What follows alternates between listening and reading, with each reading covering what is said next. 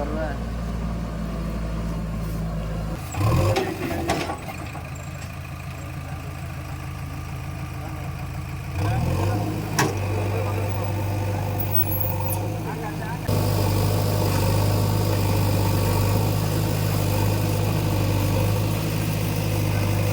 നാടിന്റെ ജീവശ്വാസമായിരുന്ന നമുക്ക് അന്നം മേകിക്കൊണ്ടിരുന്ന നമ്മുടെ കൃഷിസ്ഥലങ്ങൾ നമ്മുടെ നാടിൽ നിന്ന് അന്യമായിക്കൊണ്ടിരിക്കുകയാണ്.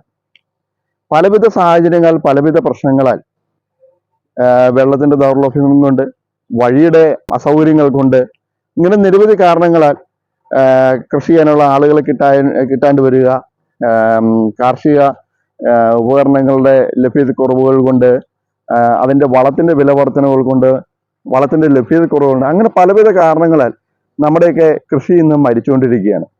ഇന്ന് ഞാൻ നിൽക്കുന്നത് എറണാകുളം ജില്ലയിലെ എലിഞ്ഞി ഗ്രാമപഞ്ചായത്തിലെ മുത്തോലൂറും പാടശേഖര സമിതിയിലെ പാടത്തിന്റെ സൈഡിലാണ് ഞാൻ നിൽക്കുന്നത്.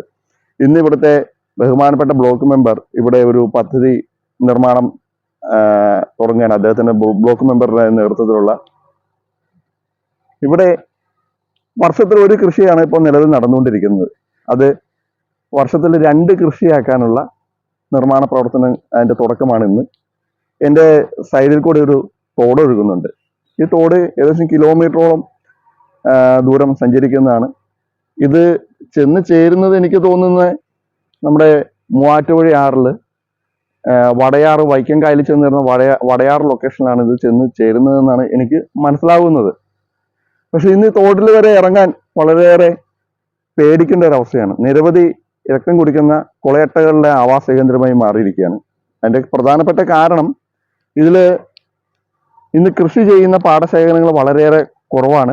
അതിന്റെ വളപ്രയോഗങ്ങളും കാര്യങ്ങളും ഇല്ലാത്തത് കൊണ്ട് പാടങ്ങളിൽ നിന്ന് മറ്റുള്ള വളപ്രയോഗങ്ങളും മരുന്നുകളും ഇതൊന്നും ഉപയോഗിക്കാത്ത ഒരു അവസ്ഥയും കൂടെ വന്നതുകൊണ്ട് ഈ തോടുകളിൽ നിന്ന് ഇറങ്ങാൻ മേലാത്ത അവസ്ഥ ആയിക്കൊണ്ടിരിക്കുകയാണ്. ഇതിനെല്ലാം ഒരു പരിഹാരമാകണമെങ്കിൽ നമ്മുടെ കൃഷിയിടങ്ങളിൽ കൃഷി വീണ്ടും പുനരുജ്ജീവിക്കണം. അതിനു വേണ്ടിയിട്ടുള്ള ഒരു പ്രവർത്തനമാണ്.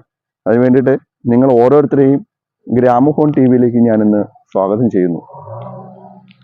കൊല്ലം പാടശേഖര സമിതിയുടെ കീഴിൽപ്പെട്ട വെട്ടിയടി പാടശേഖരത്തിൽ ഏകദേശം 15 ഏക്കറോളം സ്ഥലം ഞങ്ങൾ കൃഷി ചെയ്യുന്നുണ്ട്. അതിന് ജലത്തിൻ്റെ ക്ഷാമമുണ്ട്. പാമ്പാക്കട ബ്ലോക്ക് മെമ്പറിൻ്റെ സഹായത്തോടെ പാടശേഖരത്തിലൂടെ ഒരു ചാനലിൻ്റെ പരിപാടി പുള്ളി അംഗീകരിച്ച് തന്നിട്ടുണ്ട്. ഏകദേശം 15 ലക്ഷത്തോളം രൂപ അനുവദിച്ച് തന്നിട്ടുണ്ട്. അതിൻ്റെ പരിപാടികൾ വർക്ക് ഇന്ന് ആരംഭിക്കുകയാണ്. മുത്തോലൂരം പാടശേഖര സമിതിയുടെ പ്രസിഡന്റ് ബഹുമാനപ്പെട്ട ആഗസ്തി കളപ്പുര, അതുപോലെ തന്നെ ഇവിടെ കൃഷി ചെയ്യുന്ന ബിനോയ് കോക്കോട്ട് മുതലായവർ, കനകാമരം ചേട്ടൻ ഉൾപ്പെടെയുള്ളവർ തന്ന നിവേദനത്തിൻ്റെ ഫലമായിട്ടാണ് ഇന്ന് ഇവിടെ ഈ ഫണ്ട് അനുവദിച്ചുകൊണ്ട് ഇവിടെ ഈ ലീഡിംഗ് ചാനലിൻ്റെ ആരംഭ പ്രവർത്തനങ്ങളിലേക്ക് കടക്കുവാൻ സാധിച്ചത്. നമുക്കറിയാം, ഇതിനുവേണ്ടി FVIPയുടെ ഉദ്യോഗസ്ഥരും ബഹുമാനപ്പെട്ട മിനിസ്റ്റർ റോഷി സാറിൻ്റെയൊക്കെ പിന്തുണ ലഭിക്കുകയുണ്ടായി.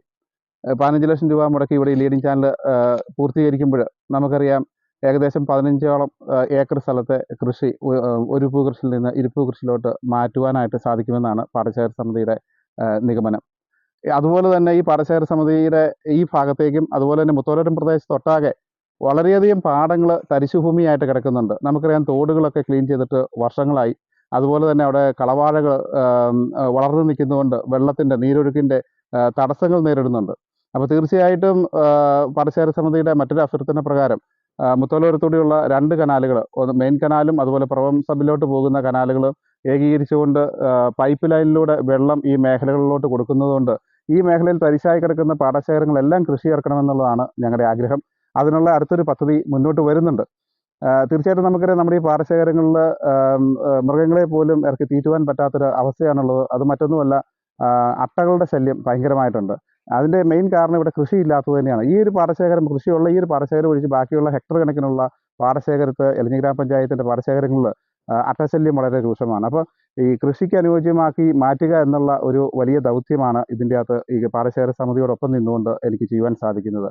അതിനുള്ള എല്ലാ പ്രവർത്തനങ്ങൾക്കും നേതൃത്വം വഹിച്ച എന്നോടൊപ്പം നിന്ന മുത്തോലൂരം പാടശേഖര സമിതി അംഗങ്ങളെ അഭിനന്ദിക്കുന്നതിനൊപ്പം ഇതിന് വേണ്ട എല്ലാ നല്ല ആശംസകളും നന്മകളും നേർന്നുകൊണ്ട് നിർത്തുന്നു. നന്ദി, നമസ്കാരം.